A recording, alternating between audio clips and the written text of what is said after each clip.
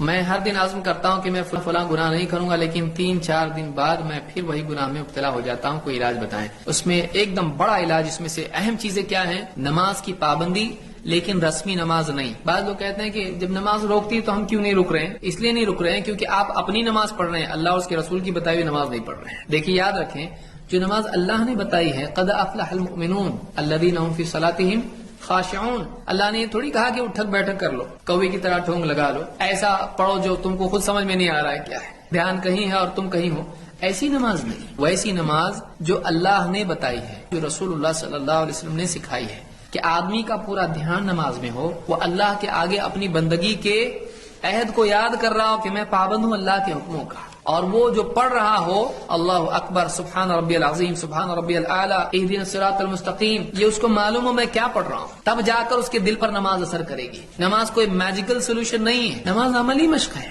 نماز اپنے آپ کو سدھارنے کی کوشش ہے۔ جب تک کہ شعوری طور پر نماز نہیں پڑھے گا، دھیان کہیں اور ہے، تو نماز کیا فائدہ اس کو پہنچائے گی؟ ویسے ہی جیسے ایک آدمی نصیحت کی مجلس میں بیٹھا ہے، اس کا دھیان کہیں اور ہے، نصیحت کی مجلس میں بیٹھ لینے سے اس کی اصلاح تھوڑی ہوگی جب تک کہ وہ دھیان نہیں دے گا نصیحت کے اوپر، عزم نہیں کرے گا اس کے مطابق بننے کی۔ ایک تو نماز صحیح ہو، دوسرے صحبت اس کی صحیح ہو، تیسرے یہ کہ وہ ایسے چھوٹے چھوٹے اعمال کرے جن سے نفس کی اصلاح ہوتی ہے۔ دھیرے دھیرے ایک ایک چھوٹی چھوٹی چیز میں نفس کی مخالفت